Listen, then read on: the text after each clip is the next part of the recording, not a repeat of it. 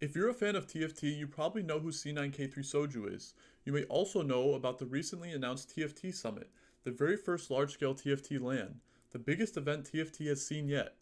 Soju got invited to this summit but decided to drop out. This all happened a couple days ago when Melk went live, Frodan went live, and they started to talk about Soju's absence from the tournament.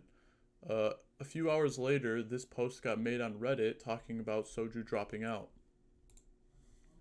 If you don't know what Summit is a 3-day event where top players and well-known community members get together to do a whole bunch of cool things. Now, it does say 3 days, but it's actually 5 days because before the 8th, they have a day for travel and then they have a day for media, so that's going to be the 6th and the 7th, and that's pretty important for later on. But yeah, it's a pretty cool event. I've seen Smash Summits before, and normally the Smash Summits are among the favorite of my events to watch.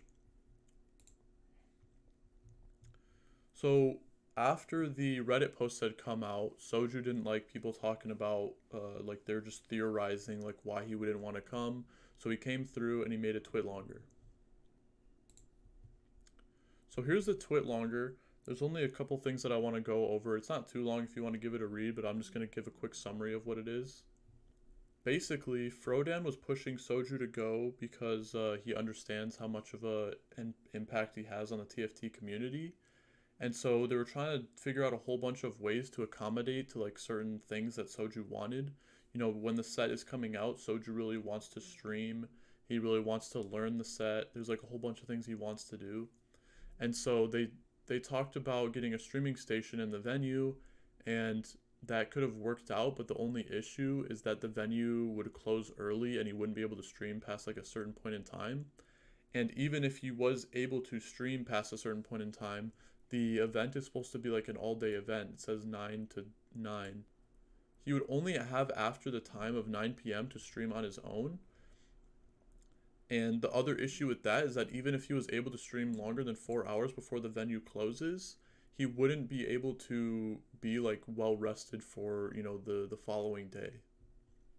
Another thing they talked about is an appearance fee. Soju is definitely the face of TFT, and so if he's going to be coming to an event, then it is worth it to the event organizers to try and reach out and give him some money because they know that he's going to, make the viewership go significantly higher. The event is going to have like a lot more weight just because Soju's there.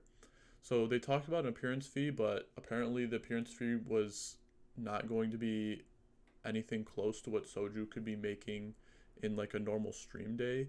So they basically didn't even bother negotiating it. Now, Soju definitely wanted to make it clear that even though the money plays a big factor, that's not the main reason why he declined to go to the event. Um, Although that is kind of like a hard stance to take when he did decline an invitation to potentially one of the biggest TFT events ever.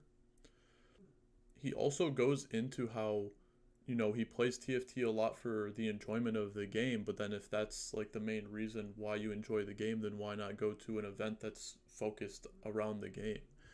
He talks about he likes to stream TFT because it's fun, competing is fun, interacting with friends is fun. But when you're going to this event, like, aren't you doing all of that stuff anyways?